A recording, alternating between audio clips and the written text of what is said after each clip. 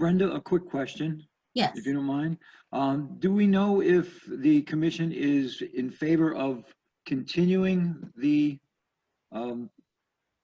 video program, or they want to end it at the 60-day period after the emergency is lifted? What's the information on that? Do you know anything on that at all?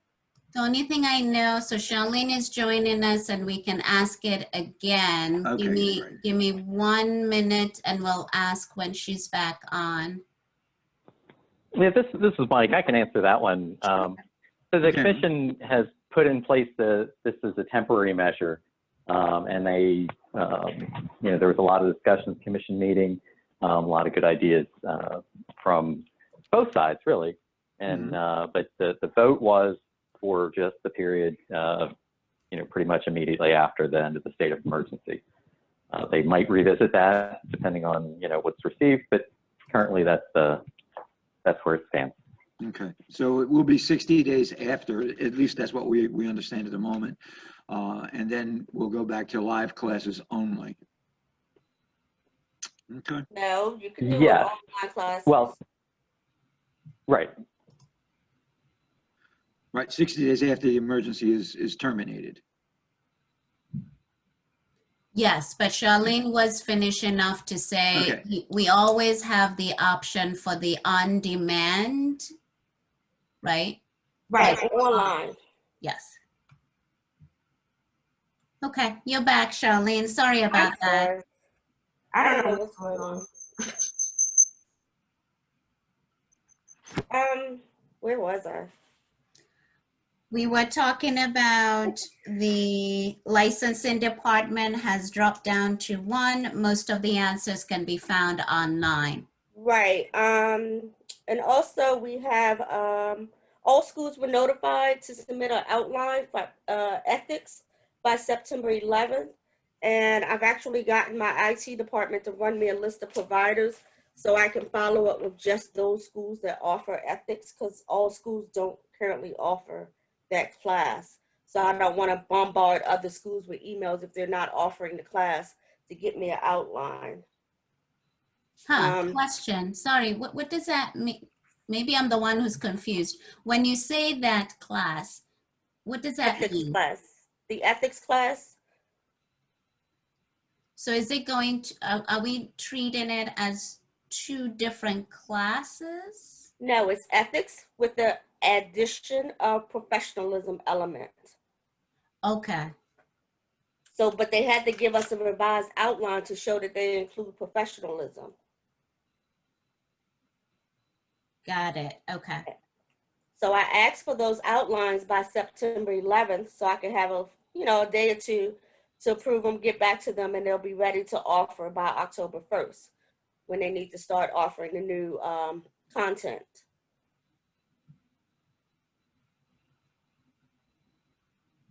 Okay, thank you. Okay, and PSI is very, very backlogged.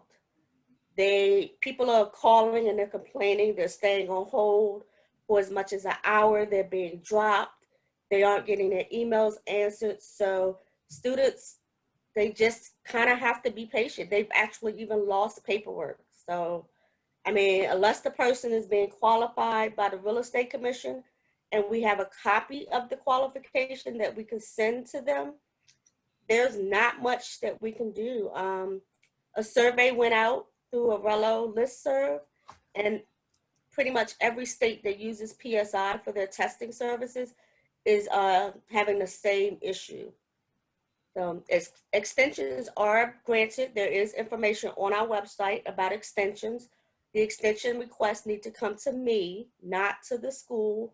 PSI is telling the people to go back to their schools, and that's incorrect.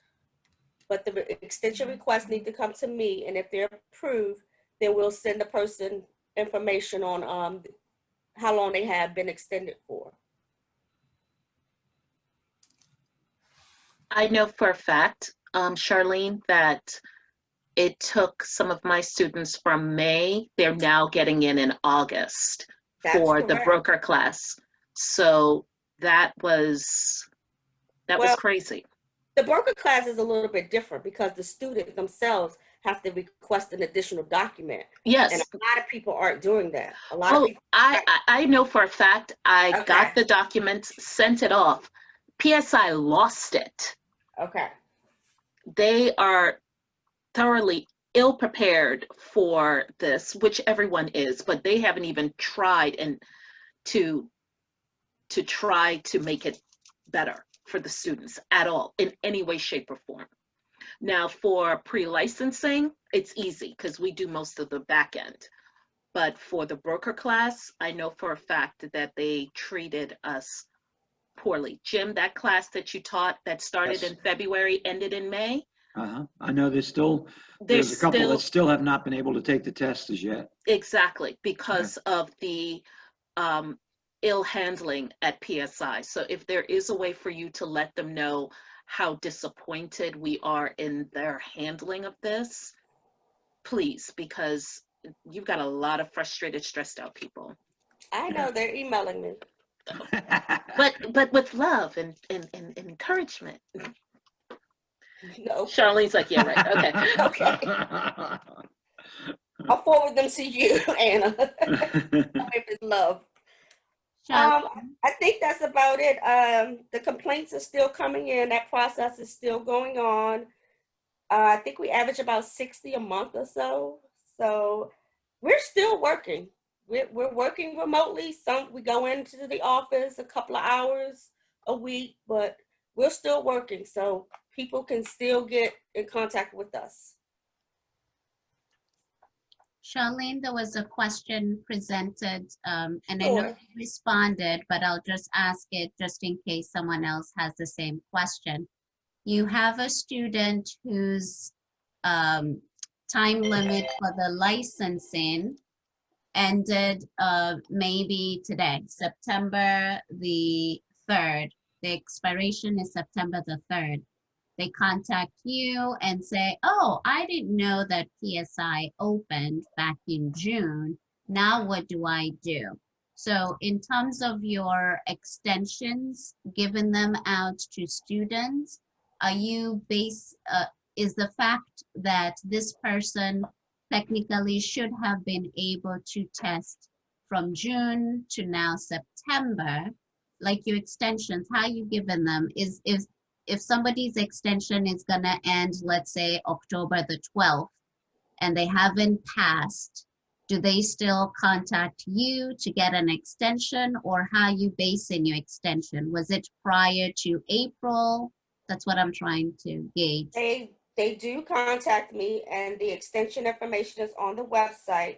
There are two groups of people. There are people who lost time due to PSI being closed, and then there are people who I think did not apply for a license within their 1 year, I believe it is. Yes. So I think they have 30 days to apply for the license. The other group has a 6 months extension. So technically it doesn't matter when well, let me take that back. If let's say my expiration is September the 30th and I haven't passed the test yet, that person technically can still ask for an extension because it is Yes. time. Okay.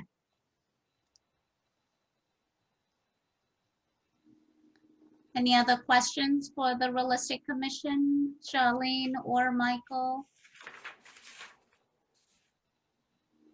And I'll email you the exactly where to find that extension information too. Okay. So we're getting the extension information. We're getting the advertising thing, I think. What school and what every approved provider should know. It's a document. Yeah. You're getting that.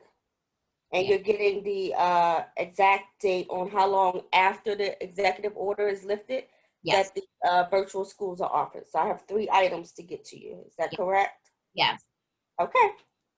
And anyone who has an additional follow-up question can just email Brenda and she'll forward it to me. Or I'll put my email in the chat box too. But I think most of you have it. No, oh, sorry. I almost missed a question on chat. Okay. I think we answered this, and unless, let me know if she didn't answer it, but I'm gonna read what the person sent. What are the guidelines for an extension being granted? I think that's coming up, Charlene, because the statement was if the person is approved to get an extension. So are there any guidelines that you're using in order to approve Brenda to get an extension, the 6-month extension? No, as long as they lost time during the time where PSI was closed. I've had people ask for extensions and their time expired prior to PSI closing, but they're blaming COVID. So that person wouldn't get an extension because you had time before COVID hit and before PSI closed. Right, right. Okay. Any other questions?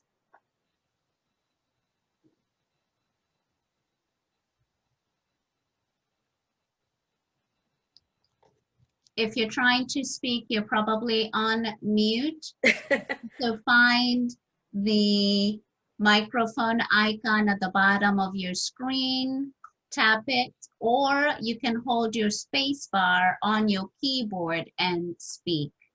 So if you're using a computer, one of the shortcuts on Zoom is hold your space bar, speak, and then let go. You'll be back on mute. Hey, Charlene, I have a question. It's Karen Keating. Do you know the date the PSI closed?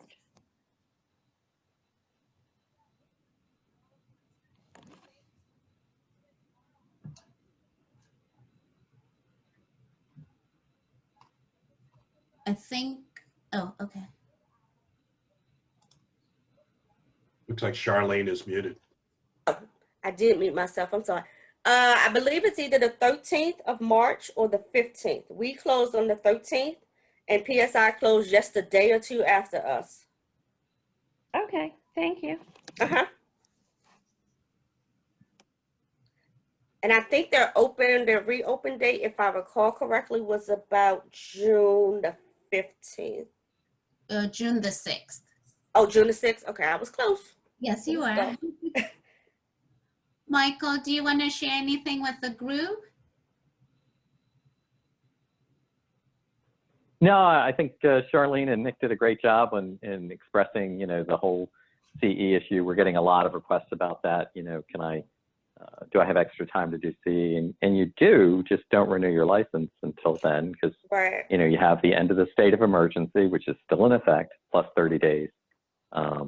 So, that's the key point. And while we are not in the office, as Charlene said, there is somebody going in every day. So the people that say, hey, the real estate commission's closed. No, we're not. We're just working remotely like a lot of other folks. But yeah, thanks. With bad connection. Thank you. So just wanted to finish off. Thank you so much, Charlene, Michael. We thanked Nick. I wanted to have probably, maybe this is for the benefit of the Real Estate Commission. So shameless plug is reminder to you guys that their meetings are virtual. So I'm getting to their website. It looks like I need to share the screen. So on their website for their meetings, just a gentle reminder, when you go to their website and you go to board business, their meetings are happening. They use Google Meet. So one thing that I will openly share is when I went to it, this date confused me. So I thought, well, this is just for June the 17th, but their meetings every, what is it? The third Wednesday. Third Wednesday of the month. Just come in, click on Google Meet, and you'll be able to join in their meeting. And I will put in an IT request to get that fixed today. Thank you, my dear. I think that's it. Thank you so much, guys, for being here. I hope you will stay on, because sometimes, again, yeah, you get to hear what we as instructors are experiencing. Thank you again. I will invite you for the next meeting as well. Unless there are no other questions on that topic, we are switching to ethics, and we have probably 4 or 5 people that are going to be engaged in this particular conversation. A spotlight, welcome, a thank you, moment of gratitude for Deb Hutson joining us. She teaches the course Professionalism and Respect, that is a Maryland REALTORS course. The role that she's going to play is pretty much chiming in on what she covers when she's teaching that particular course, so that those of us who are going to be teaching October 1st and beyond, you could have some materials. We also have, wrong one. We also have Colette and Kathleen Dates that are going to be chiming in on this particular conversation. So thank you, Deb, for being here. I just wanted to say thank you. Hey, no, I'm glad to be here. Thank you for having me.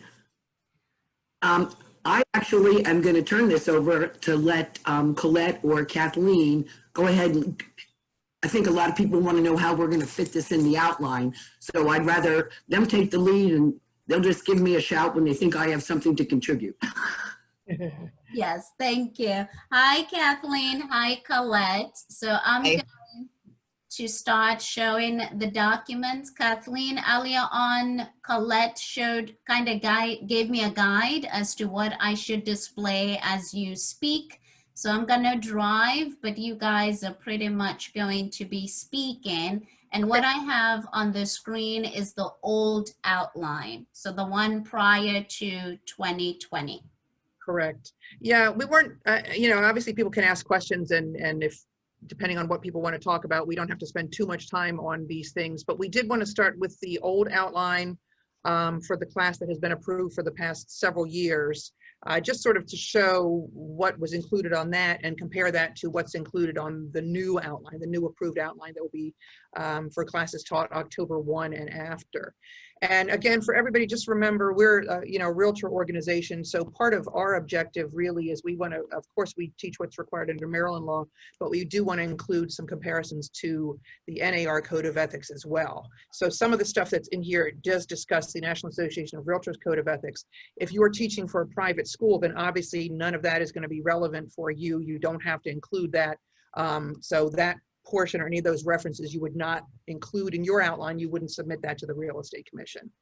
So. Kathleen, if I could just jump in. Yeah. And say I'm a private school. This is Steve Weiler.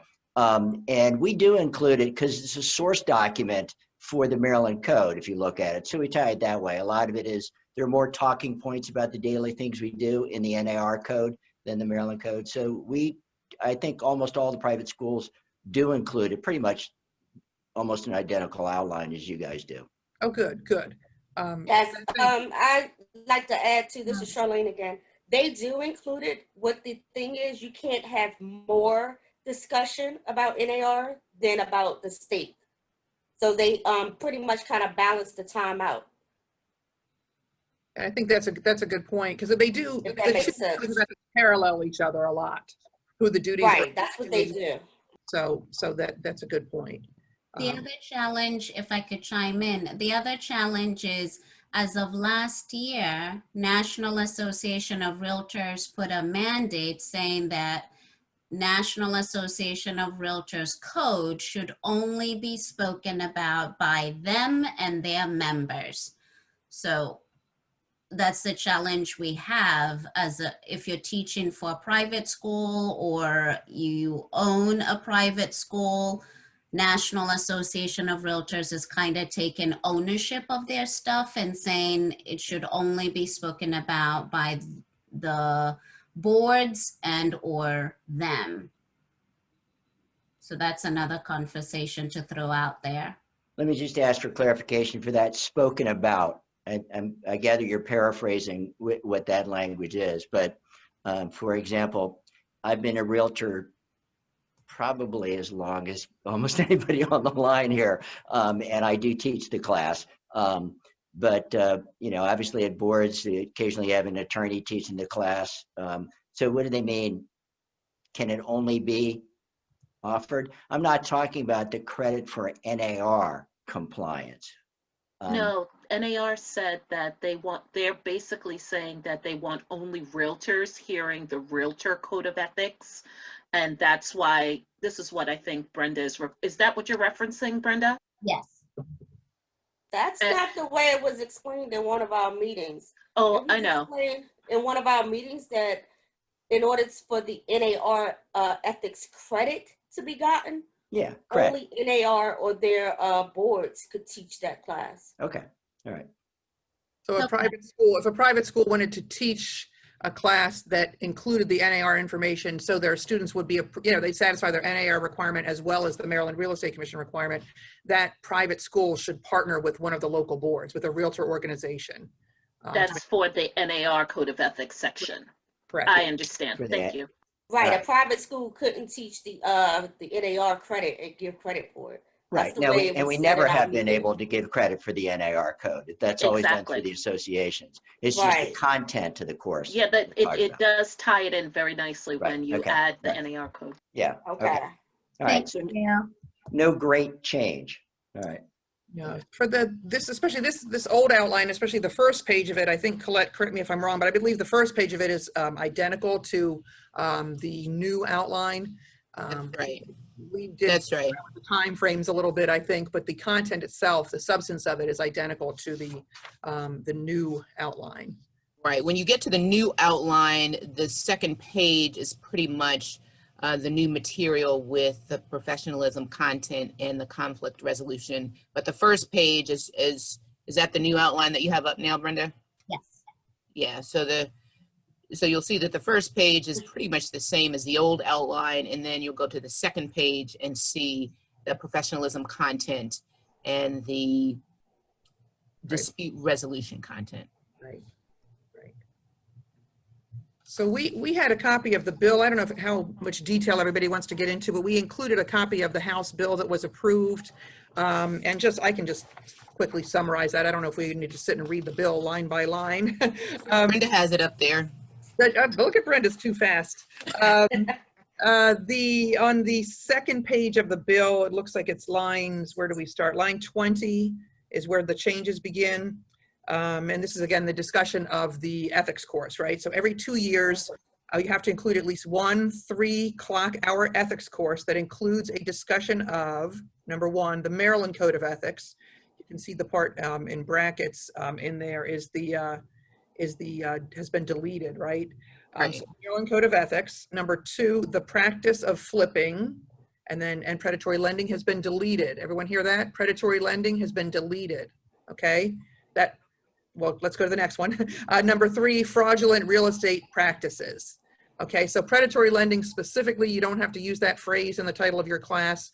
It's actually, I think, probably a little bit broader now. Fraudulent real estate practices in whatever form that might take, which could be predatory lending, it could be other fraudulent practices.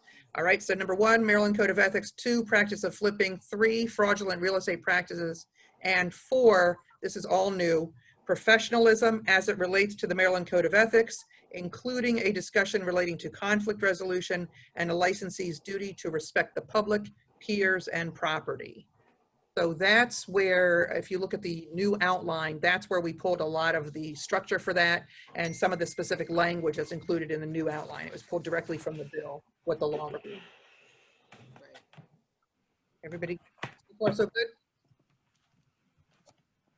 Yes, that's good. Okay. All right, so do you want to flip back to the new outline and kind of just walk through the professionalism component of it? Would that be helpful for people? Yeah. It's not very much, so we can go through that real quick. Yeah, and Deb Hutson, Deb, again, if you want to join in, feel free.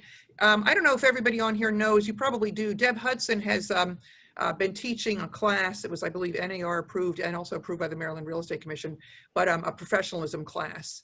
And it was an hour and a half long. So she really did a deep dive into bad behavior, agents behaving badly. So we did reach out to Deb, who's a wonderful resource, as you all know. We did reach out to Deb to see and get some guidance from her on what type of things she had been talking about, what type of things she had been included. And then of course we were working with the Real Estate Commission. We want approval from the Real Estate Commission. So we tied that into specific references to COMAR and specific regulations to make sure that it was compliant, and we were referencing Maryland law as well. So there are a lot of references to COMAR in the outline. Again, maybe that'll help you. Hopefully it will. That was our intent. But you know, you can tweak it and modify it based on what suits you and your school. All right, so I guess professionalism, the first part we have in here, the definition of professional conduct, application to our industry. That was just basically under the Maryland Code, under the Brokers Act, the Real Estate Commission is charged with adopting a code of ethics, and it's the quote that's in there, it says setting the standards of conduct. So that's the Real Estate Commission's mission. That's what they've been charged with, and that's where their authority to implement, generate, whatever the word is, issue and enforce the code of ethics. That's where it derives from. It's from the Brokers Act, but the regulations are actually issued and enforced by the Maryland Real Estate Commission. And then, so the next part, we just jumped into definition of ethics and application to our industry. Again, some specific references to COMAR and to the Code of Ethics. This part, we kind of reached out to Deb Hutson a little bit for the structure here. Definition of principles and applications to our industry. We focused on 4 items. Again, you could tweak this for your interest or your outline if you want to focus on one of them, or if you have something else you wanted to add in there. But I think all of these do find a source from COMAR, from the Maryland Code of Ethics. So we have honesty, fairness, integrity, and excellence. And we reference specific code sections, regulations in there, regulations. And it doesn't say, like, if you look at COMAR, if you look at that section, you're not going to see the word excellence. But again, for professionalism, you guys all know this, professionalism doesn't mean what's the least I can do and not get caught, what's the least I can do and not get in trouble. That's not professionalism, right? Professionalism, we want to be providing services at the highest level. We want to be striving for excellence, right? So when we're teaching it, that's what we want everybody who's taking our classes, we want them to be striving for excellence and striving to provide services at the highest level. So that's what we're going to be talking about: honesty, fairness, integrity, and excellence. And again, if you wanted to, we could look at the specific regulations to look at the words that are in there. Deb, you want to chime in there and see how you... Yeah, I was just going to say, and one of the things that I always make sure people become cognizant of is that NAR code says honest. Maryland law, where your license is in jeopardy, says fair. So those are, I mean, that's a significant difference in, you know, one of the significant differences in the two is that we do need fairness, and I think that one gets left out a lot. Right. Yeah, there's also a specific reference to honesty and fairness in the Brokers Act. So there's some duplication of some of these requirements in Title 17 and then spelled out maybe more specifically in the regulation. Right. So I think, I mean, I would assume everybody has at least a basic concept of honesty, fairness, integrity, and excellence. I don't think we need to go into a whole lot of detail there. If anybody has any questions, of course, feel free to ask them, but I think we probably should be pretty good on that. Again, there's COMAR references if you want to look at those and review those and see sort of where the guidance comes from or where the source comes from.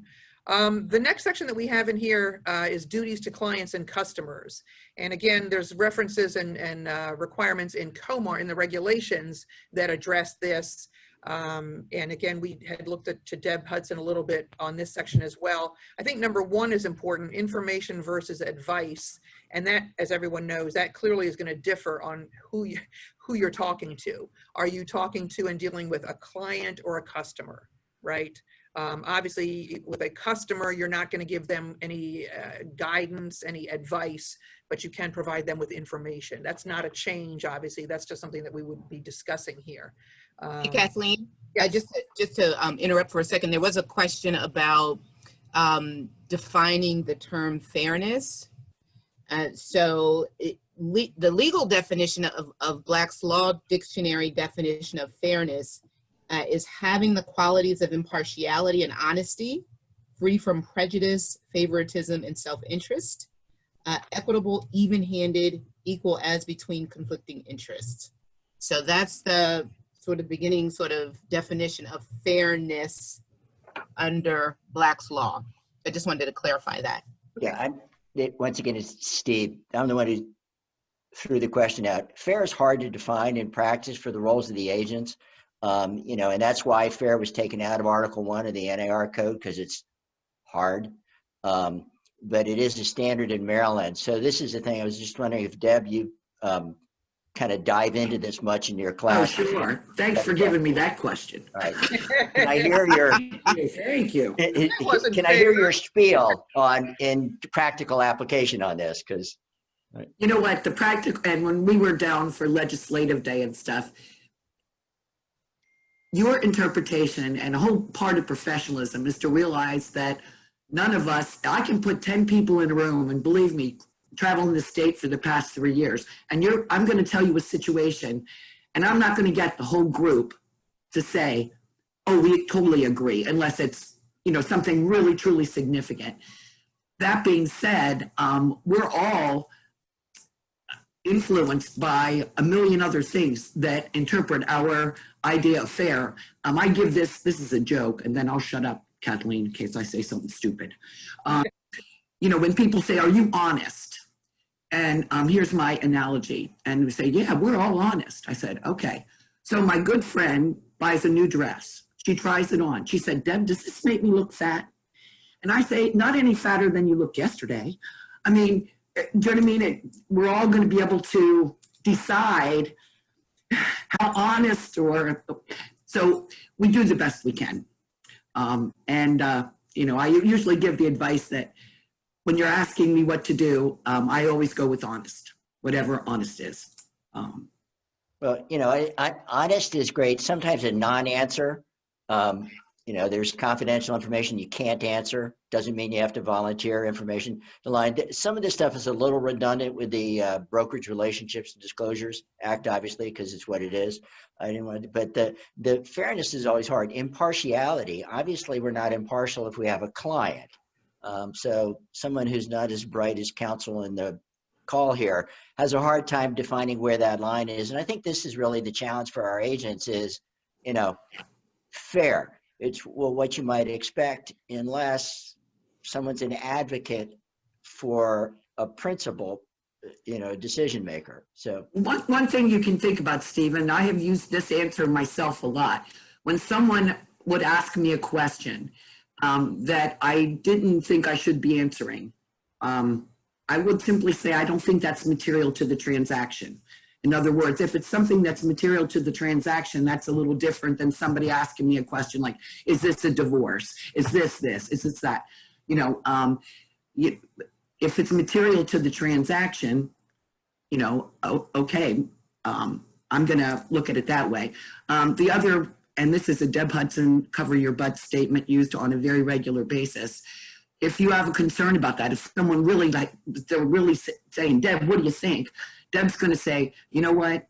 Deb Hutson isn't going to go with you to real estate jail. You need to go back and talk to your office manager or broker. I mean, I say you can wake me up in the middle of the night and I can come up with that answer.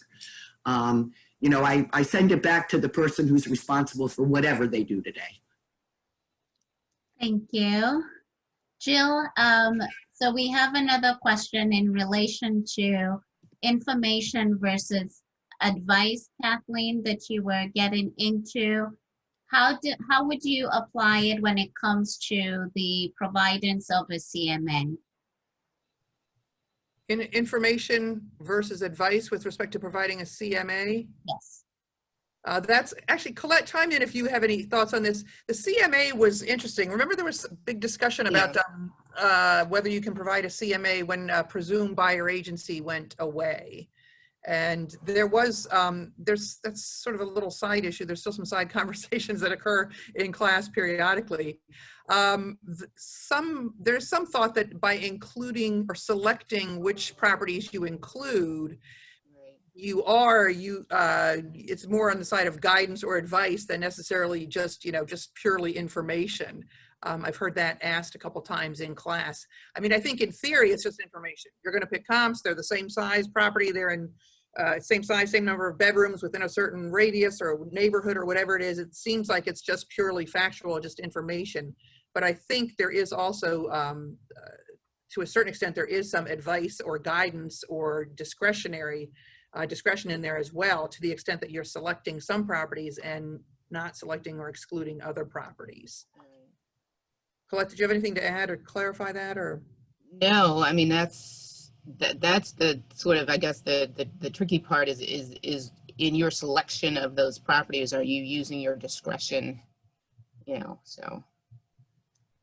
But, and this is the challenge for what we do, because if I'm a listing agent, you know, we talk about, I'm dealing with somebody who walked in an open house, where'd this price come from? Well, I'm going to show them comparables that my seller was looking at in order to arrive at their asking price. I am not allowed in ministerial acts to provide counsel to this customer, right? So I'm not going to point out, but you know, the other house has a walkout lower level. This one does not. We usually make at least a $35,000 adjustment for a walkout lower level. I'm not going to provide that sort of additional advice and counsel, because my job is to communicate why my seller believes his home is worth this amount of money. Some might not think that's fair. It's my job, according to especially my seller's mind, of what I'm supposed to do, right? I gave them comps, they can look at it and evaluate, and then I just shut up. So, all right, so lead me on or off the reservation here. No, I think that's correct. I don't disagree with that. The seller's your client. You owe your fiduciary duty to the seller. So all of your advice, all of your guidance, all of your but this is different or but that's different, here's why it's this, that's all owed to the seller. That's probably a very good example, actually, information versus advice. So information you could provide to a customer. Thank you. Chakowski, you had a comment. If you want to share it, you can, or I can read it. Which would you prefer? We'd love to hear from you. Well, yeah, chime in. Good morning. I was just going back to the whole issue of fairness, and I recall very distinctly sitting in the room at the Professional Standards Committee, the NAR conference, when that change was made with Don Martin, and the talk in the room, yes, was all about the subjective nature of fairness, etc. But in the whisper campaign underlying all this, and remember, this was in 2006, 2007 timeframe when the market was exploding and there were many multiple offers on virtually any property that came on the market. And in fact, the brokers were really, there's two explanations. The public explanation, which is the nature of subjectivity around the word fairness. But in fact, this was a very calculated business decision that brokers made to pursue that change, because they wanted to shop offers in the states, in many states where shopping offers is not in fact illegal or unethical due to state laws. They wanted to pick individual buyers among all the buyers and then shop offers to just a handful of them. And clearly that would be unfair to the ones left out of the process. And so they pushed that change. And that's what it was. I mean, I know fair when I see it. I know unfair when I see it. So I don't buy the nature, the argument that fairness is too subjective. We all know it when we see it, and it's treating everybody the same. And so, you know, same if we have fair housing, we don't argue about that. So that's the whole reason behind it. I think it's important to understand the context behind what NAR did when they removed the word fair. So that was my only comment. Thank you so much. Go ahead, Colette, keep going. Oh, sorry, Kathleen, keep going. Yeah, either one, that's fine. So I guess that was information and versus advice, basically. And then the standard of care, I think everybody who teaches pre-licensing, I'm sure, is familiar with the standard of care. I know everybody goes through, what is it, the Cold or whatever it is, the abbreviation, right? Cold car or cold AC. There you go. I know there was something. I've heard a couple of different ones. I'll remember old car. I like that one. That's the easiest. But basically, again, we have the references back to the regulation for the standard of care. And that's going to be relations to your client. We have references to specific COMAR sections. Protect and promote the interest of the client.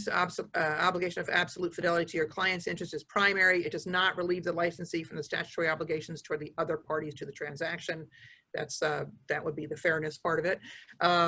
So that's in there. Again, I don't know how much detail we need to go in here. I think because everyone is at least probably very familiar with these standards, and these are part of the ethics class that you've been teaching for years. I know these specific code sections. So standard of care is in there. Disclosure we've got is the next one on there, and that would be, it's in D. Obviously, that's a very specific requirement, disclosure requirement for licensees and employees buying, selling, leasing, and renting property. That's probably the most obvious one, where you have to disclose your status as a licensee if you're selling property, acquiring property, or facilitating someone in your organization, in your company, on your team, or an entity that you are a member of, or I guess a partner in, or whatever it might be.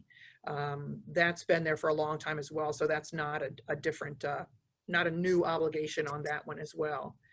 Confidentiality, again, confidentiality, that one changed, broadened a little bit last year. Everyone should be familiar with this as well. The duty of confidentiality, generally it would be owed to a client. You would have to protect the confidential information of your client, of the broker's client, right? All clients of the brokers, past or present, have to protect that forever and ever, amen. In 2019, that was extended a little bit, where the duty of confidentiality is also owed to a prospective client. If you have a listing appointment with someone, you meet with that person and they share confidential information with you, even if you don't get the listing, even if they never become a client, you do have to maintain that information as confidential. So that's probably the only sort of new or relatively new change to confidentiality. Colette, did you have anything you wanted to add there? No, just really, we generally try to highlight the distinction between confidential information and material facts, when you disclose, when you do not. Right. So right. There's always a lot of good discussion around disclosure, as you just said, of your relationship to the client, as well as material facts. Let me see. There's a question that came up on the chat. Must an agent disclose their relationship to a party who is who's a child's in-law when preparing a contract for that child's in-law? No. Your child's in-law, your son's mother-in-law, your daughter's father-in-law. Now there's a definition of, where's the definition of immediate family? Yeah, it's in relation to the client under paragraph D.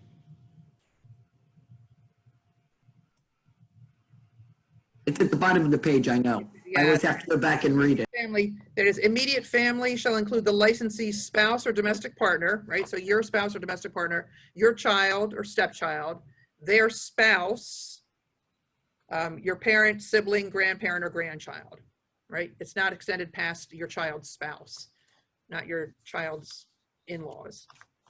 So that's, as I say that though, in all honesty, I think if you feel like disclosing, if you feel like it's going to be an issue, you might want to disclose it anyway. Deb, do you have any thoughts on that? I was just going to say, not many people get in trouble for disclosing too much unless it's confidential information. If I honestly always have to go back and look that up, okay, when somebody asks me that. But yeah, I mean, if it's my niece, maybe I don't have to say it's my niece, but hey, I care a lot about my niece more than I would, I'm more vested in my niece, let's put it that way. So I would probably err on the side of caution with that. I think I was asked a question in class once, and I still remember it. As a woman who had divorced her husband years ago, but they always remained friendly. They had continued to do family gatherings together. The husband had remarried and had children and grandchildren by this point with the second wife. But they all had, family events together and holidays, and those grandchildren who were not related to her at all by blood, they referred to her as grandma. And she was helping one of them purchase a property. She wanted to know if she needed to disclose that. And again, the same thing, legally, no, it doesn't fit in that narrow definition. But I said, I probably would. And knowing my luck, I'd be at the settlement table and that kid would be like, hey, grandma, So I agree with Deb on that. I think there's no harm that comes from disclosing. Again, that's not required. It's not what the regulation says, but you're not going to get in any trouble by disclosing. All right, and then the next one, I guess we have protected classes. Again, that's going to be the same, I guess, as it has been, with one exception. There is a new protected class in the state of Maryland. I think everyone knows this. Effective October 1st, source of income is going to be a protected class in Maryland. So that's probably, I guess we could talk about that more in a fair housing class. I don't know if anybody wanted to go into that right now, but just be aware of that. As of October 1st, there is one additional class throughout the entire state of Maryland. And again, depending upon where everybody is from, or you know, what areas you service or teach in, you may know this already. I know Howard County, Montgomery County, a lot of the jurisdictions have had source of income as a protected class for a long time, but other parts of the state have not. So you probably should read up on that or be a little bit prepared to talk about that, because that people will have questions if they're from those other areas where it is new and it has not been previously considered a protected class. Yeah, I would suggest on that, Maryland Realtors has the 2020 summary of legislative action. And so you can pull up the bill itself, and you can pull up the fiscal policy note to get some additional background information on that. Okay. I was going to say that, but the one other thing too, and doing this across the state for the past 3 years, since fair housing has become more of a focal point in the past couple of years, sometimes in the professionalism class, I will get questions regarding love letters and those kind of things. So might want to have a good ready answer from the legal department should you get those questions. That's a good point. There was a question here. Any word on what this means for programs meant to benefit teachers, first responders? I know it's been debated with the addition of source of income. And again, I think Anne Arundel County added source of income separately, and I believe they've had some. Susan, I don't know if you know about this from the government affairs perspective. I think there's been some discussion with Anne Arundel County specifically as to what that meant. What Maryland Realtors, we're going to do a webinar. I think it is the first week or second week in October. Chuck, I don't know if you know the exact date. I don't off the top of my head. But we teach, we go throughout the state as well. So I know that there are a lot of questions on that. And, you know, particularly, like I said, the parts of the state that have not had that as a protected class for a long time or ever. And people will have a lot of questions. What does this mean? How does it apply? Well, does this landlord have to do A, B, C, and D? So I know that we are going to do a webinar where we want to devote some time to that.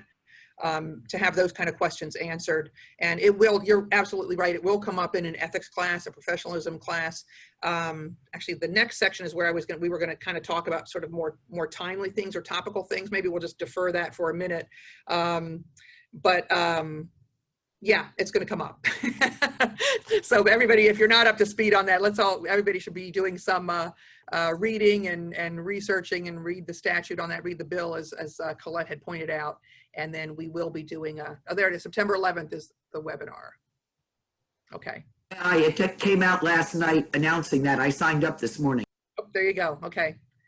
So you know our schedule better than I do. I apologize for that. September 11th, everybody. All right. So the next one, I guess we have respect for the public, peers, property, and parties. Deb, I think in your outline, I think you would refer to public, peers, and property. I don't know, Colette, I think added parties. We like the alliteration. We like to add another P word in there where it starts with P. Again, this is sort of the broader concept, I guess, here. Respect for the public, other professionals, for the property, and parties to the transaction. And this really is kind of the heart of it, I think, this segment right here. And this could be, again, where you bring in sort of current topics or sort of hot topics, issues that you're hearing a lot about. One very easy example, I think, for respect for property, COVID-19. You know, if you're going to be showing a property to a buyer, the seller is concerned about COVID-19 and wants to be very careful with the property and making sure that your buyer wears booties if they want it, or they're using hand sanitizer, they're not touching the doors. There's all kinds of ways that you can show respect for the property, right? That's probably the easiest example, or the most current example on that one. Well, a couple other like little hot spots on that. And for instructors that might be looking for something a little bit more concrete, the Pathways to Professionalism does kind of give you some really good guidelines, okay? And there's a lot of highlighted things that are issues right now. Respect for the property, using a lockbox without permission, giving somebody their combination to lockboxes. I showed property the other day, I showed 3 that had combos. All 3 that I went to, the combination was still set. Anybody could have opened that door. You know, just basic courtesy things with the property. If you see something wrong, tell somebody. Right. Right. And this is the focus on professionalism. Again, this is sort of, I think, honestly, across the industry. If you're involved in Maryland Realtors, you know, our current president, John Harrison, was very focused on professionalism and really supported this change in the law and really pushed for that. That was one of his really primary objectives. The National Association of Realtors has also sort of enhanced its focus on professionalism. So this is really industry-wide. The Maryland Real Estate Commission, the issue that Deb just spoke about, lockbox issues. The Real Estate Commission has disciplined people for granting unauthorized access to the property. I'll throw this out in class sometimes because there was one case, I believe, where a licensee had a code, a lockbox code. They're stuck in traffic, they're too busy, they're getting their nails done, whatever it is. For some reason, this buyer's agent was unable to visit the property and show the property to the buyer. So the agent gave the code to the buyer and the buyer went in alone. That person was disciplined. I like to mention that in every single class because people shouldn't be doing it. Absolutely. And on top of it, those kinds of things, an agent is denying it front and back, and the ring thing on the front door shows these people punching in a code, letting them in. I mean, we're not talking rocket science here, you know, and if you're going to do something stupid like that, you leave your locator on. You can see I'm sitting in Glenarm and I just opened a house in Bel Air. I mean, it's not that hard to police. The other thing too is with regards to the central lock, a lot of us are running into 2 or 3 agents when we're showing property. We're standing outside waiting to go into a property. Never hand off that key. That totally screws up the whole, what's the word I want? Ability of the listing agent to know who the last person was in there, the integrity of the system about who's in and out. You know, just small things like that that are a problem right now. You know, all of a sudden it looks like 2 people showed that house when there were 9 appointments. That's because they kept handing off and we don't know who you're handing it to either, actually. Right. And that obviously, you're right, that sort of defeats the whole purpose of having that process. The integrity of the lockbox is totally in jeopardy. And God forbid there's some damage done to the property. I was just going to say, and you know, the key is to be nice. I say, Deb, you know, I say, you know, I'd rather log myself out and let you log back in so that, you know, Sally Sue knows Deb was here. But more importantly, Deb wants to make sure she left. Right. Whoever put their key box in next is the last person with the key. Not that I'm not. Risk management as well as. Yeah, I was going to say, you know, so let me stick myself on mute so I shut up for a minute. No need. Your insight is definitely welcome throughout the whole process with the outline and everything. Definitely appreciate that. Colette, maybe do you want to chime in here? The respect for other real estate professionals. Do you want to talk about channel choice? Wait, can I say one more thing, honestly, on the property? This is a big deal, and I wrote myself a note. Is allowing people to photograph the house. A lot of people roll in the door. First thing they do is they reach for their phone out of their back pocket. You can't photograph somebody else's house without permission. And we have permission when we photograph it with our listing agreement. Nothing is more exciting than somebody finding a house they like, posting it on Facebook, and the guy in the soccer team across the thing says, I think you're going to get an offer on your house. And now there's all these pictures of the property that they took with their cell phone. So we really, you know, FaceTime, I've done that, but I've always gotten permission. Photographing it without permission is a big problem, and it ends up getting posted, and that's how everybody gets caught. Okay. Thank you, Deb. That is a good point. And we have had more than one question on the legal hotline about that. I'm thinking one example that we had was a woman who was just previewing the home. She didn't have a client, didn't represent the buyer, didn't represent the seller, just had gone to see the home. She liked to, you know, show photos of pictures on her Facebook page. I think she called it the shiny penny or something like that. Like, look at this cool feature at this property. And her question basically was, is this permissible? Am I allowed to do that? And the answer is, as Deb had said, if you have the seller's permission, yes, but without the seller's permission, no, you cannot. And FaceTime is a good example. If there's 2 buyers, this might happen now more with COVID as well. If there are two buyers, only maybe one of them is at the property, the other is at home with the kids, the other's working from home, the other's out of town. The buyer number one who's physically there cannot walk around with their cell phone, videotaping everything and showing it to their other partner, or the other buyer, again, without the seller's permission. That buyer could post it on Facebook or live stream it or whatever, you know. It's really it's the seller's property, and courtesy, respect, whatever you want to call it. Obviously, the seller, you should get permission from the seller before allowing any of those activities. Did you want to add, Deb? Are you muting or unmuting yourself? All right, Colette, did you have anything else you wanted to add? Just to we're going to talk about the channel choice a little bit. Is that where we're headed?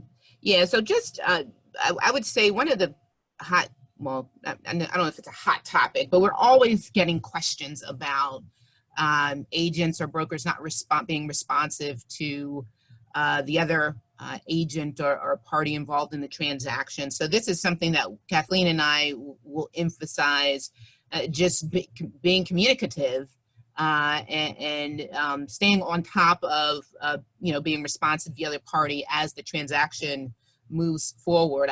We put in there that fancy channel choice, but it's really just the different modes of communication that are happening throughout the transaction, and just making sure that, if an agent is asking about if their offer was presented, then you are communicating. I think a lot of the calls that I have gotten, I think centering around communication, have to do with the REO properties and agents not being aware of what's happening, what the status of their offer is. But again, I think the key is just keeping the lines of communication open no matter what the modes are. I was just going to say, in addition to just, communicating and being professional about that, again, trying to strive to provide the highest level of services, we actually have seen sort of an uptick in questions about the exact opposite. People sort of providing the lowest level of services, where people are texting clients, other agents, and cursing in the texts and using very inappropriate language and saying things that you should not be saying as a professional. And I think that's important to keep in line. Just because you're sending a text, it's sort of informal, or you think it's a little bit loose or whatever, that doesn't mean you can curse and say things that are unprofessional, things that you wouldn't say, things that you're putting it in writing. It's a little bit surprising to me that we are hearing so many questions in so many situations where that has come up. Yeah, and that is a big deal. Emails, you type an email in caps, that's a computer screaming at me. How many exclamation points are appropriate? I mean, 9 exclamation points. And regarding texting and whatnot, in the past month, I've had 4 new listings, all of them with multiple offers, and my phone is burning up with texts. Nobody tells me who they are. Unless your phone number is in my phone, when you say, what's the 4 lines, I don't know who I'm talking to. I don't even know what property you're emailing or texting me about. Just basic, manners or something your mom teaches you. Can I add something here, just because I'm laughing? I think we all are, who are practitioners. I'm going to share 2 things. The Pathways to Professionalism handout that you referenced, which is a good one to start off. Let them read before class starts. I often say when you read through that, it kind of amazes me. We have to write this stuff down, because this is stuff my mom used to call manners. Right? Apparently we have to write it down, but basically when you get down to it, it's the golden rule stuff. But the other thing, somebody said this a long time ago. It's stuck in my head. When we talk about ethics, good ethics equals good business. It's just simple. If you notice through the years, traditionally, the ones who do a lot of business are the agents people like to deal with. They return phone calls. They're pleasant. They're reeling the other guy in. It's the guys who go to war with other agents, like we have to be hostile, that frankly do less business. So, to me, there's a business benefit to conforming the way your mom taught you to behave when you were a kid, right? In terms of ethics. I just want to share that. Reputation is everything. Yes. You know, Is the it one thing I was going to say, though, the pathways to professionalism, that's an NAR doc. Again, we're back to the NAR distinction. That's an NAR document, and that actually is copyrighted, I believe, by the National Association of Realtors. Brenda, that's why I had provided that copy. If you scroll down to the bottom, you see that the National Association of Realtors has the copyright protection on that. So again, you can only use that in certain contexts. That would be when you're affiliated with a realtor organization. And Kathleen, this is Barbara. Can I say something else about that pathways? Yes. Every year I get written permission from NAR to teach that class. And they have very, very tight guidelines that can only be realtor associations. Everyone must be a realtor. You cannot modify it, nor can you use pieces from that in any classes in this document that is signed. So I don't know if that's changed, but that was the last time. Every beginning of the year I get assigned by NAR. No, I don't think that has changed. And good to see you, Barb. Hi. I thought you were too busy for us. I was, but I got something canceled. One must be flexible. Right. No, but that's a good point. And that's why we did want to, I mean, pathways to professionalism, it's great information. It gives you a lot of, Steve, it is common sense. It's things you're, you know, what is it, everything I need to know I learned in kindergarten or whatever. A lot of it is, but just be mindful of that document itself in that format, that is copyrighted to NAR. So you really shouldn't be circulating that or distributing that unless you go through the process that Barb Maloney just described. There was a question that came in regards to a previous topic about getting the seller's permission. So in what form do we get that permission? Oftentimes the listing agent says, yeah, go ahead. So I'm sure you're going to say in writing, but if the agent gives you permission verbally, do we just assume they got the permission from the seller? I think Colette, you can chime in if you want. Colette and I are big fans of the confirmatory email. If the listing agent tells you, yes, the seller says it's okay, just send a quick little email or a text. Thanks for getting the seller's approval, or thanks for getting the seller's consent, or thanks for informing me that the seller has agreed, or something along those lines. I would just have something, even if it comes from you to them. Obviously, it's best if they send you something in writing, but if they don't, I would send a confirmatory email or a confirmatory text, you know, oh, I'm delighted to hear that the seller will allow the buyer to share a video with her husband during the showing this afternoon. Thanks so much. Just so you have something, you know. I was going to say that as well. And at the end of the day, if an agent gave permission without her sellers or his sellers issues, then the issue is not with Deb Hutson, it's with the other agent and her responsibilities to her client. Right. And then by having that confirmatory email, you've locked that down. She can't be pointing the finger at Deb Hutson. I never said that. You've got the confirmatory email. So it's just, again, that's good risk management and professionalism and you know, covering all your bases there. I guess maybe we should jump on to the next section. This is new, conflict resolution. This was not previously included in the class.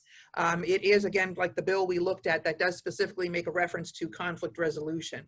And this is a large part of professionalism as well. And you guys all know, you're practitioners, you know, there are some agents who want to escalate everything. They want to fight, they want to argue, they want to dig their heels in, maybe thinking that's acting in their client's best interest. Over the long term, we all know this is a relationship business, and that probably over the long term does not serve you well. Nonetheless, that does come up on occasion. But the alternative dispute resolution methods that are mentioned here will serve you well. And again, I think for all of us as instructors, the more we can spread this message, this might be the most important part of the whole class, in all honesty. You don't have to escalate everything. Everything doesn't have to be a fight. They don't have to be filing claims all over the place. Avoidance, you know, talk through things. Maybe don't do that. Something that you know is bad, that you know is pushing the line, that you know, I didn't get a chance to get the seller's permission. I'm pretty sure it's okay if the buyer takes pictures or the buyer does a video. I'm going to just go ahead. Well, don't. Avoid it. Don't do those things. That's probably the best way to keep yourself out of trouble, to provide services at the highest level, all those sort of things. Avoid those situations. Avoid conduct and activities that are going to get you in trouble or cause conflict. I do want to chime in on that one. I can. It's my favorite way to deal with conflict, even though I am a mediator. And one of the issues out there that I seem to hear a lot about, and I personally have, I needed to take my own class last week, actually. Yeah, is a lot of people are saying that they're working with people who don't seem to know what they're doing. Like they get an offer that has like 10 blanks in it.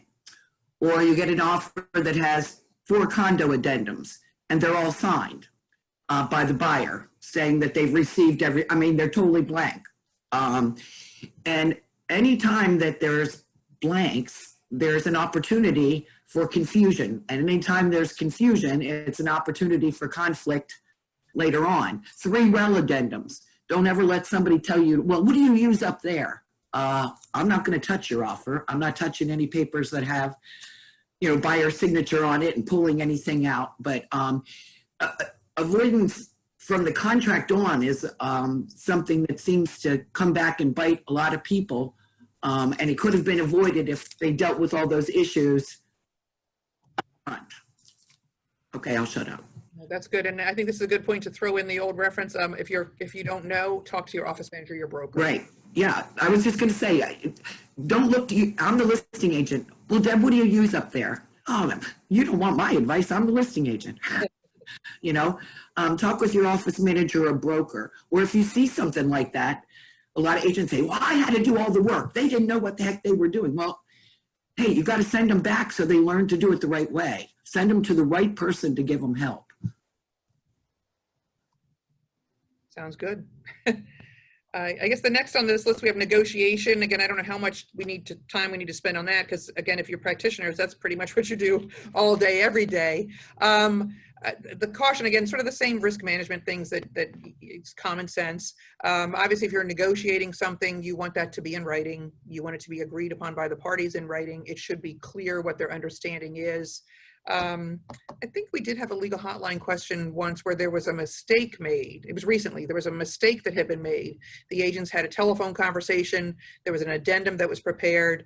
The agent who prepared the addendum maybe was not as precise with his language as he should have been. And I think there was some areas where it wasn't as clear as it could have been, and it ended up causing some confusion down the road. And that I would just, again, the agent who called the legal hotline was sort of upset with herself that she had not drafted it. She let the other person draft it. She was out of town, or, there's always sort of a perfect storm situation when these things come up. But just be careful about that, of course. All these things tie together. Whatever you're negotiating, whatever the agreement is, you want that to be reflected accurately. If there's an addendum that needs to be used, utilize the addendum.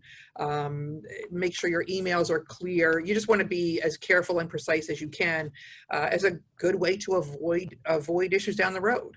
Oh, the seller is going to give a $5,000 closing help. No, the seller is going to give $3,000 closing help. There should be some document somewhere that says what the number is, right? If the number is the number, it's 3,000. Oh, sorry, I was mistaken. That's what the agreement was. Then, end of conflict, end of dispute. That's a pretty basic or silly one maybe, but that concept would apply throughout. And you guys know this, the facts on this could just vary for whatever it might be, a walkthrough.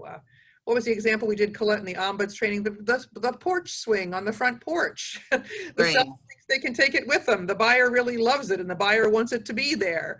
If you're representing the buyer and the buyer loves that and wants that to be and remain with the property, maybe you should talk about that.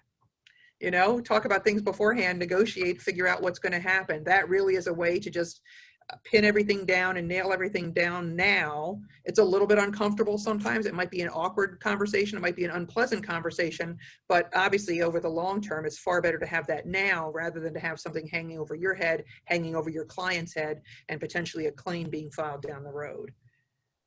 We push everything should be in writing.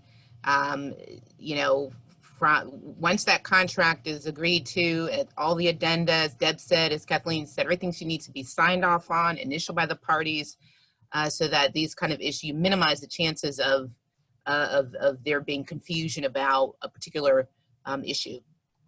And one thing I did want to say is that a lot of times people feel like email is enough. Email is a negotiating tool. It's no different than picking up the telephone. At the end of the day, any agreements need to be in writing and signed by the parties. I can't change a contract via email. I can negotiate a change, but I can't make a change. by email. And a lot of people are confused by that. That's a good They point. should use the change in terms addendum. Yes, they should. What a wonderful form. Find that, Colette. All right, and then we've got mediation, arbitration, litigation. Again, I think everybody's at least somewhat familiar with that. Mediation, under the contract, we have buyer-seller mediation. If there's a dispute between them, very frequent, the earnest money deposit dispute. The benefit of mediation, I guess, is that the mediator assists and facilitates, but really, hopefully, the parties are happy with whatever the resolution is. They both agree to it. You know, whatever they feel inside, at least they have accepted it and they have agreed to it. So again, hopefully that would avoid any additional claims being filed, any litigation, whatever. They'd be able to resolve their disputes just by discussing amongst themselves and with a mediator and coming up with something in writing to resolve that dispute. Big thing is last opportunity for parties to control the outcome.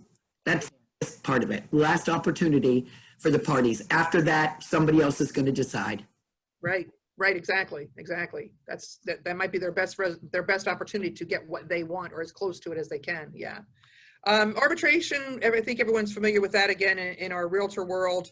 It's also options in various courthouses or your Sprint phone. You've agreed to arbitration probably, whether you realize it or not. Arbitration, the main concept there is an adjudicator. There is an arbitrator who makes the decision. The parties are not controlling their own destiny at that point. The arbitrator is making the decision in those situations. Litigation, you can talk about that all day. We basically, Colette, they're going to yank our bar cards. We want to keep everybody out of court.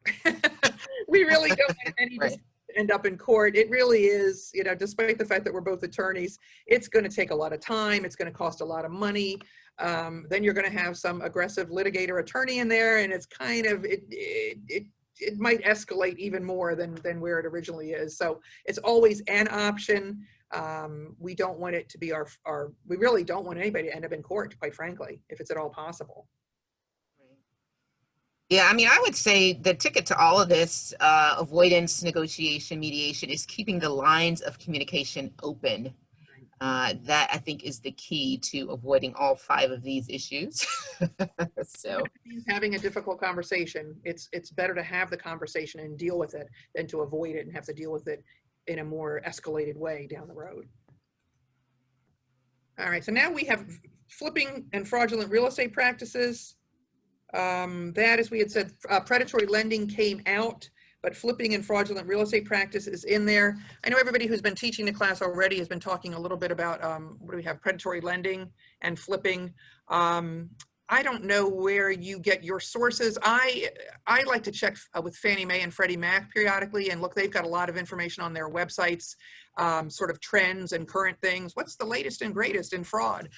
They really do. They have really good information on mortgage fraud and what sort of patterns and trends people are seeing. There's good charts that are available. Colette, did you have anything you wanted to add there? Or anybody, any suggestions or thoughts on that? no, I think the information that we've been sharing, I like the graphs and charts to it really kind of gives you the highlights and kind of focuses in on what the real issues are. So those are 2 good websites, 2 good resources. All right. And I guess that's it. Was there any questions on that? I don't see any on the chat so far, unless there are others being typed in right now, or you want to activate your microphone, hold the space bar and speak. I think Bob Kimball made a comment about his wife, and I think I'm going to hold that in confidence. I know. We're going to avoid any conflict, Bob, aren't we? I don't know what you're talking about, but I can tell you what, that conflict resolution would be great marriage counseling. That's all I can say. All right. I guess if we don't have any more questions on the new class or the new outline, I think, Colette, you have time to go over the forms? Should we jump in? Let's go. Did you want to do that? Did you want to take a break, Brenda, or do you guys want to keep going? Okay, can we at least do 5? I'll change it to 5 minutes just to have a mental break. Okay. So if we could have a 5-minute break, we'll start right at, what is that? 11, around 11:50. So about 7-minute break. We'll come back and start. And then Colette and Kathleen, if you don't mind, we'll go through the forms, how you want me to have them. So guys, take a break. We'll get started in about 5 to 7 minutes. Brenda, Hey, Brenda, you were recording this, so for those of us who have to leave at noon, we'll be able to have access to this information afterwards. You will, sir. Just give me time if you don't mind. Yes, the recording is being done. Usually what I do is that I'll put it on YouTube. It's unlisted. Everyone gets an email with the recording, and it's posted on the Facebook, including the forms as well. Okay, go ahead, Colette. You can get started. I'll get it in the chat. okay, so I'm just going to give an overview of the new and revised forms. The changes aren't too hectic, so hopefully they'll be straightforward. I have sent all of the updates to the forms vendors.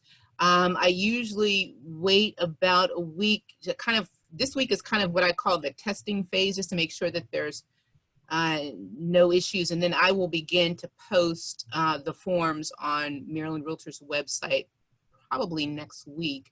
Brenda, you can share these. These are all watermarked, so they're for educational use only. The forms will actually post on our website on they'll go up on our website earlier. They will post in the forms vendors' libraries, Maryland REALTOR libraries, on October 1. So this is just a preview of what to expect. So there's actually only one new form, if you can pull that up, Brenda. It's the 1031 tax deferred exchange addendum. I'm sure you guys are probably familiar. You can make it like 75% maybe. That will show the whole thing. Yeah, so it's a pretty straightforward form to facilitate 1031 tax deferred exchanges. What we say is, just make sure if you're not familiar with 1031 tax deferred exchanges, that you talk to your broker, talk to your manager. Just still want to make sure that you don't get involved in something that you're not as familiar with. But I think the form itself is pretty straightforward. A lot of local boards have a 1031 tax deferred exchange provision or separate addendum. So the language, the verbiage is pretty much the same. So that is the only new form. Anything you want to add to that, Kathleen?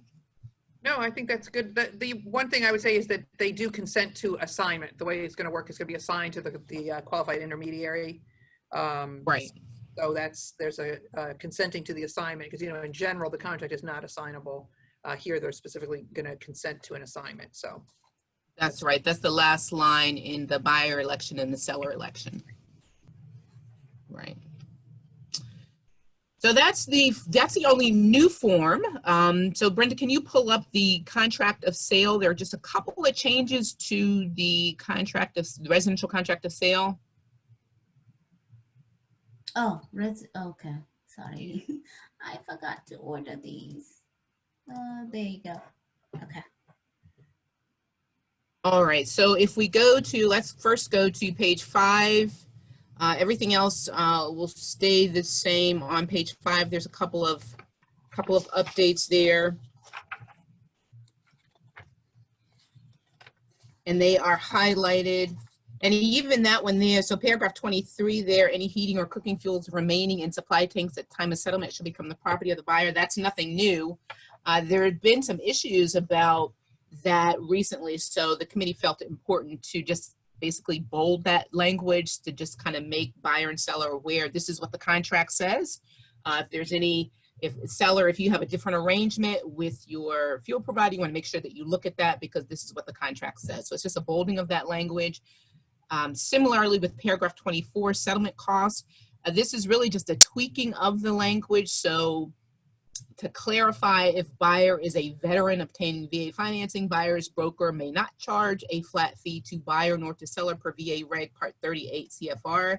In the summary of changes in practice tips, I did include a link to the relevant, the handbook. If you go down to that, Yep. So you can click on that and look at the VA information. Both of those references you can take a look at. That's the rationale for including that language in there. But again, that's been in there since last year, so it's not new. It's just tweaking that language a little bit. Okay. So that's paragraphs 23 and 24. And the only other change, Brenda, is on page 10. If you go there, paragraph 60. Oh. 11. Sorry, 11. Oh, sorry. Okay. Uh-huh. Buyer and seller may conduct the transaction electronically using electronic signatures. So basically, just alerting the buyer and seller that they can conduct the transaction electronically. They don't need to prepare a separate agreement to do that. So that's really just a notice. So that's really it for the changes to the contract. And Brenda, just an FYI, I'm going to send you, it looks like when I did the watermarking, there might have been some changes to the paging. So I'll send you some different, I'll send you a new set of forms that you can share with folks. Okay. Okay. All right. So then unimproved land contract of sale. Oh, before I go there, Kathleen, did you want to add anything to change it to the contract? No, you did a great job. I think it's pretty clear. All right. So same thing with the unimproved land contract of sale. We've got that additional clarification to settlement costs. You can just highlight that really quick, Brenda. But the same change there. It's page 4 of the unimproved contract of sale. Okay. And then, yeah, just so people can see that that's the same thing. And then similarly, paragraph 60 on page 9 has the notice about the buyer and seller being able to conduct the transaction electronically. So that's it for changes to the contract and the unimproved land contract of sale. So we can go on. Brenda, can you pull up the change in terms addendum real quick? So change in terms is a fairly new form. It came out in October of 2019. I think it's a good form. Contract has already been formed. A party wants to make a change, for example, to the settlement date, purchase price. But we always say make sure any changes to the contract are in writing and signed off on by both parties. And so this change in terms addendum facilitates that. The only change here is that the committee felt it was important to mirror the language in paragraph 10 of the contract regarding the financing contingency. So the only change here, the time frame for making a written application for the financing is changed from. So we're just kind of tweaking that language a little bit. And then with the written financing commitment, again, just trying to mirror the language of paragraph 10 of the contract. So the time frame for obtaining a written financing commitment is changed from X to Y. So that's really the only change there. And then paragraph 6, new section, seller contribution. The seller contribution is changed from X to Y. So these are some of the more frequent changes that tend to happen in a transaction. So the committee felt it was important to include these in the change of terms addendum. Everything else stays the same. So with the seller contribution, probably a question from me would be, I have 2 options. I either use this form, change of terms, or I update the seller contribution addendum. You could update that. You could do it that way. Yeah. Okay. As long as both parties sign whatever the change is. Thank you. Mm-hmm. All right, so let's go on to, so that's the only change to the change in terms addendum. Pretty straightforward. We can go on to the property inspections notice. You can pull that up. So the discussion around this change is a lot of times, if you arrow down just a little bit to the highlight. So the change is the inclusion of this sentence here. Maryland REALTORS property inspections addendum specifies the time periods agreed upon by the parties for any action, response, or notice. So just to remind the parties that you've already agreed to the time frames, the seller having the 5 days to review the report and request for repairs, and then the buyer having 2 days, whatever it is, to respond. Those time frames have already been agreed upon. If there's any questions about them, this is really a reminder to go back to the Maryland Realtors Property Inspections Addendum, because that spells out the parties' rights and obligations. Notice is really here to facilitate what they've already agreed to in the Property Inspections Addendum. So that's just kind of a reminder there. Anything you want to add to that, Kathleen? Nope. You're good. Okay. All right, so that's the only change to the Property Inspections Notice, no change to the Property Inspections Addendum itself. So we will go on then. Brenda, can you pull up the escrow agreement between buyer, seller, and escrow agent? All right, can you go to page 2?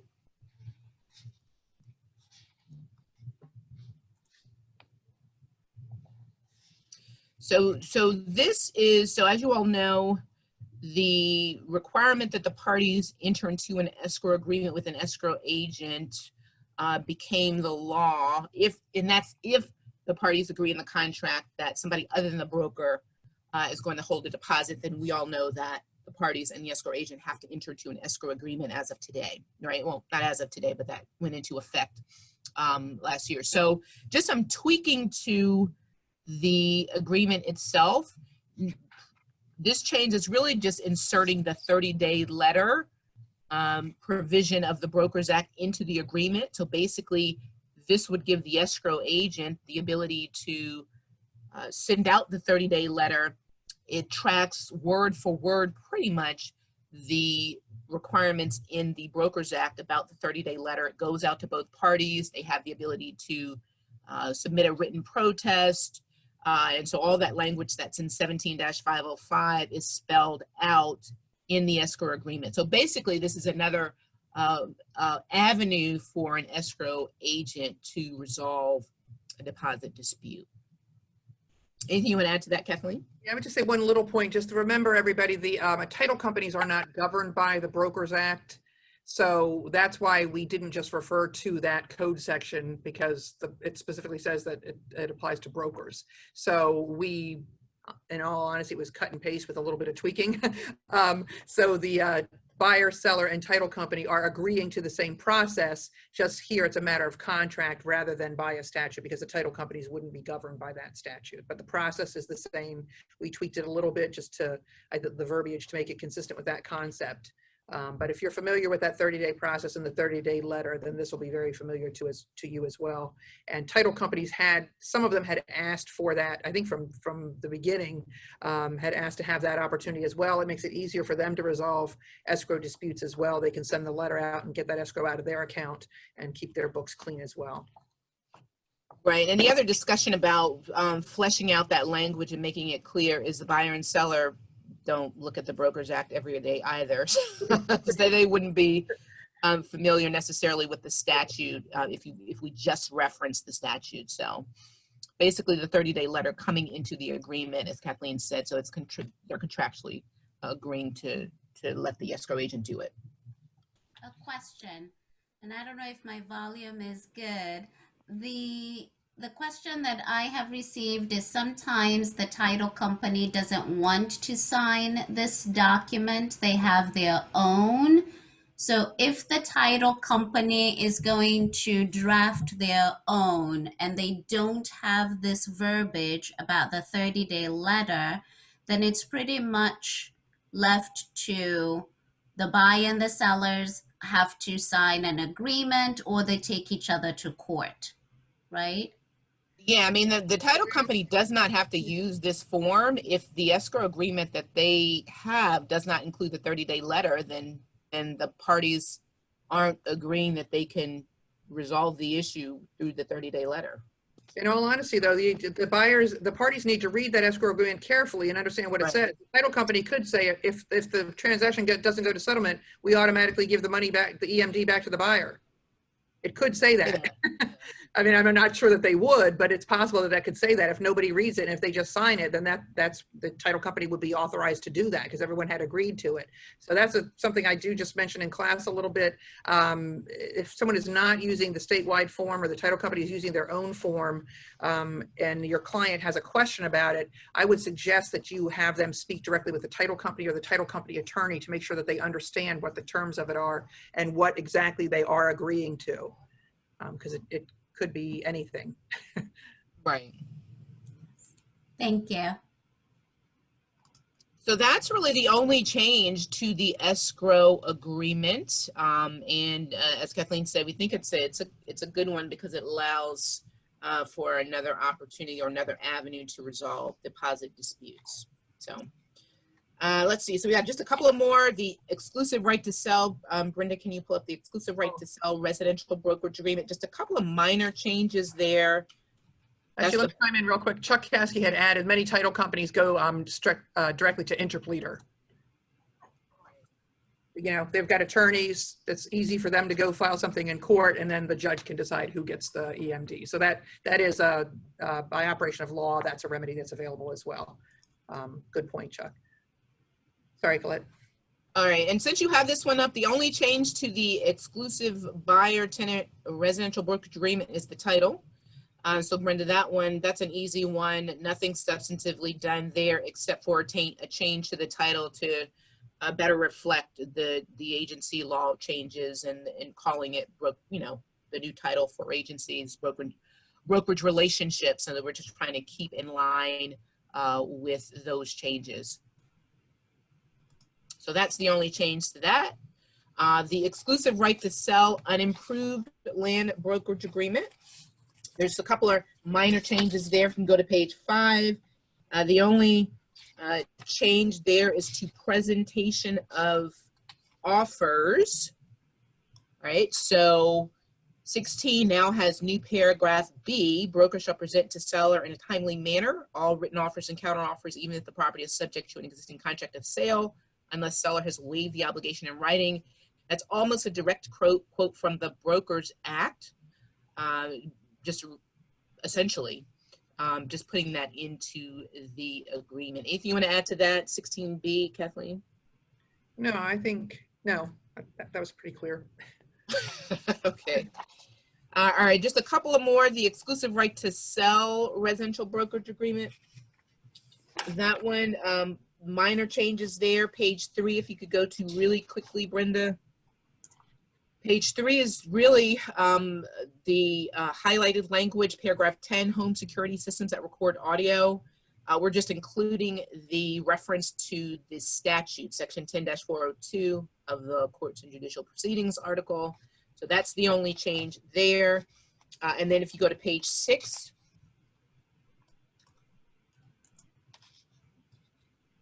again, you'll see, just like with the other brokerage form, the inclusion of the presentation of offers language there, presenting the offer in a timely manner, all offers and written offers, again, language taken almost verbatim from the statute.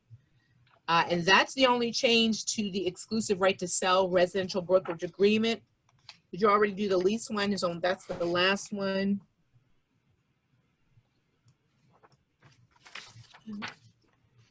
Okay. I can't find, okay. Yes. And okay. that really, that's okay, because it's already a change we talked, it's on page 3. And that's just the inclusion of, under home security systems on page 3, that's just the inclusion of the code section. And that is pretty much it for changes. I will say this, the statewide forms committee gets anywhere from, 35 to 40 proposals per meeting. They do quite a bit of extensive discussion, and there may be some barbs on the statewide forums committee. They do a lot of work, a lot of discussion, and then at the end of the year, they come up with what they think. So if anybody has any questions about any forms, any statewide forms, if you want the statewide forms committee to consider a proposal to create a form, to modify a form, then please forward your proposals to me. I will add them to the agenda for the statewide forms committee to consider. They do a lot of work every year. And we are grateful. So thank you. Deb's on there too. Deb, you're on the committee this year, right? Yes. All right. So thank you all. That is what we have. Anything you want to add to that, Kathleen? No, not about that. I think that was good. Was there, is Charlene on the phone still, or Brenda, or maybe Susan? I think there was one thing that needed to be clarified, I think, about virtual CE. The time frame. I don't see Charlene. Susan is still on, but maybe before you get on that topic, in terms of forms, one that I'm wondering how far it went. So with the update to the National Association of Realtors Code of Ethics about seller confirming that they have reviewed multiple offers, is there any discussion on that? Seller confirming that they have. I know what you're talking about, Colette. You do. It's Article 3, and it's the new like 3-9 or whatever that. Yes. Colette, the statewide forms committee, I think, did discuss that, I believe. Isn't there, I think Pennsylvania has something where the seller initials at the bottom that they've received or something. So if my recollection is correct, I think the statewide forms committee considered that, but decided not to modify the contract in that way. I don't know if anyone has any other great suggestions, as Colette said, maybe forward it to her. But I think my recollection is that there was some discussion of it, but that no changes were recommended. Because the interpretation on that wasn't, correct me if I'm wrong, Colette, because I know I've talked with you about this before, was that only said that the listing agent had to confirm that it was done. We didn't need anything signed by the seller. Am I right? Yes. You were there too. Yeah, I'm pretty sure that's what it was. That it wasn't like we needed something signed from the seller. It was correct. Just the agent having to confirm. Right. Yeah, so we did, the statewide forms committee did address the change. I believe it's Article 1, Standard of Practice 1-7. So they did discuss that change and whether or not they were going to take any action as far as preparing a form or modifying any of the existing forms, and they did not. Okay, there's a question for Colette about the deposit form. Go ahead, Stu, if you want to speak. Yeah, Colette, I have a question on that. You said that we have the 30-day letter in effect again from a title company, but does it specify who within the title company is authorized to write the letter? I'm hoping it's not a clerk and just an attorney. Well, it's the escrow agent as that person. I mean, it's not going to, I mean, it should be the escrow agent and not, somebody else. I would hope that title companies have a process in place for how checks are cut and money is sent out. And I would hope that it involves more than a clerk. Right. I mean, they do payoffs, they do whatever. I'm sure they have, I would hope that they have processes in place. Their insurance companies, basically, they get audited. Underwriters who approve them, I think, they're subject to audit through the Maryland Insurance Administration. So I would think that I would be shocked if someone had a process where the clerk or whoever's sitting at the front desk could just say, yes, go ahead and send this out, and it would happen. That company. I would think it would have to be it has to be approved. I mean, I would hope that a clerk is not preparing a letter and then just sending it out without it going through the proper channels, and ultimately being approved, whatever, by the escrow agent. Thank you.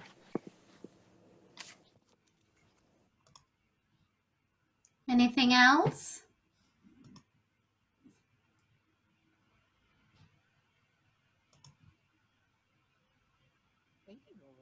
Thank you, Kathleen. Thank you for chiming in. Thank you for making sure I didn't have to chime in too much. Thank you so much, ladies. Wait, I'm getting one more feedback. Okay, it's thank you. Thank you again, ladies, for leading that discussion. Again, the forms that she shared with me are going to be put in an email. Be patient. But don't use those forms, Brenda. I want to double check those before you send those out, because then I was doing the watermarking. I think there might have been a formatting thing. So hold off on that. I'll send them out to you in just a second. Okay, no rush, because I don't know when I'm going to send it. I will try my best within a week or so. Give me time. So hopefully you learned something, and just in case you don't know who Colette is, that's her title. And also in case you haven't met Kathleen yet, Kathleen, it just say director on the website. So thank you. I like that. Thank you again. Director, I like that. Too. That's my new title. Chuck, are you still on? I'm getting some business cards printed. So thank you again, ladies. Here's how we are probably going to finish off. I want to thank you again, guys, for being here. Let me turn on my video. I am looking for direction in terms of what comes next. So I'm going to be challenging us in terms of what else could we do, or how can we grow as we move forward. So I would love your feedback. Send it to us. Barbara, Jim, and Carol and I would be discussing on what comes next. But here's where I'm probably going to see, probably this is a topic that we might want to address. Again, I don't know. So let me get a feeling from the group. There's a poll that has been launched. Let me know, have you taught a class virtually with participants? So not the on-demand where someone can start and stop at their pace. And what did you use? So we're trying to meet your demands to see, what do you guys need next level? Let me know. I'm getting 9 responses. If you're using your phone, I think the second one, you should be able to select more than one. If not, if you haven't, there's an option that you haven't taught one yet, and that's okay. Hey, Brenda, you don't have Ring Central on that list. I've taught ones with. Oh, okay. So you can put other, but I'm going to write it down. I didn't even see an other. Maybe I read too fast. That's okay. Yes, I had a lot. I had Teams, Zoom, WebEx, free conference call, GoToMeeting, GoToWebinar, other, or you haven't The taught last one. thing I saw, I probably didn't scroll down far enough. The last thing I saw was GoToWebinar. Thank you. That's okay. Robert, I see your message. Give me one moment. I'm getting people to respond. I did receive your message.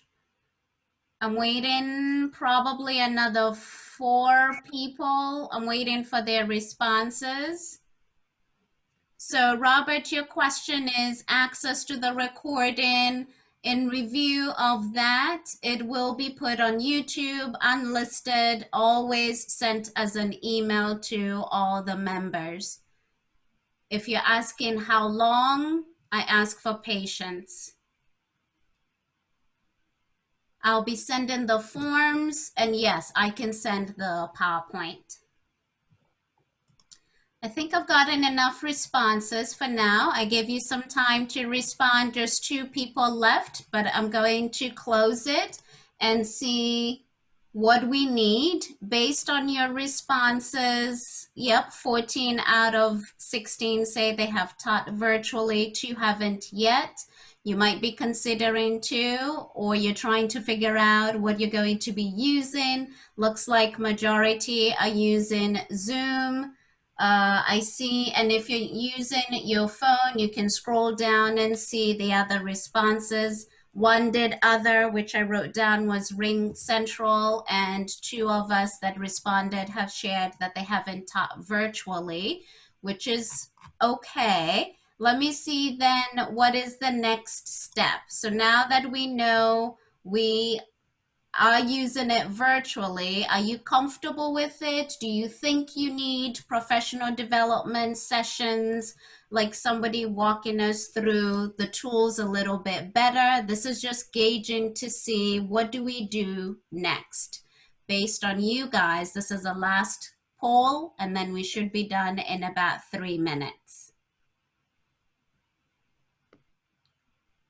So go ahead, participate on this one. I think I did launch it. Yes, I do see it.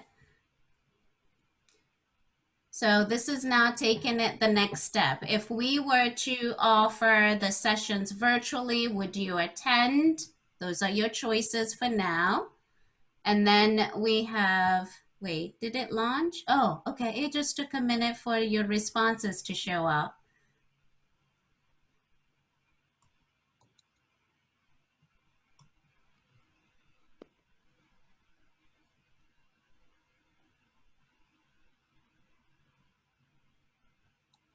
Some of you are going to hit skip. That's okay. I'm going to give you another 15, 20 seconds or so. I've gotten 7 responses.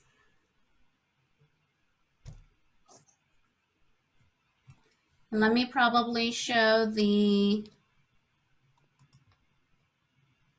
contact email so that if you wanted to send something you want us to focus on, that's the email you're able to use. If you're using a computer, this is where you scroll down and see all the options. If you're using a tablet or a phone, you're going to hit next as you answer the questions.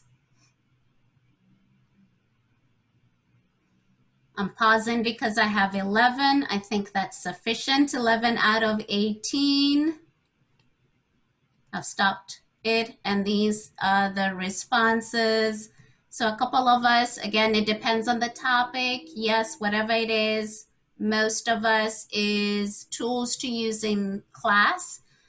When we attend the REAA virtual sessions, Barbara and I will probably get a lot more, but in the meantime, the Facebook group, for those of you who are part of it, we can start posting stuff on there.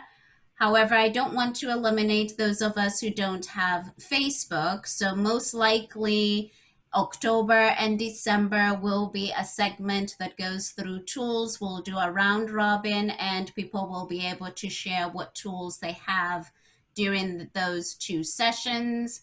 Take advantage of the Facebook page. Let's see. Cost-wise, I see the range. So what we might do is get instructors who will be able to offer that, and then we'll go from there.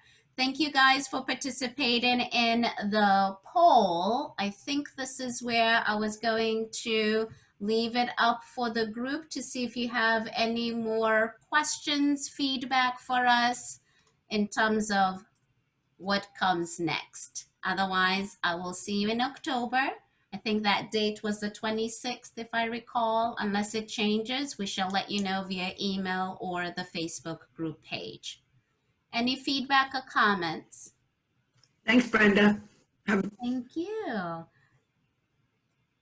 Thank you Thanks, again, Brenda. Deb. Thank you, guys. Have a good one. Thanks, Brenda. Thanks, Brenda. Thank you so much for navigating that everything for us. It's great. Good job on that. Have a good day, guys. Thanks again. Bye. Thank you, everybody. I'll see ya. Have a good one, everyone. I'll stop the recording.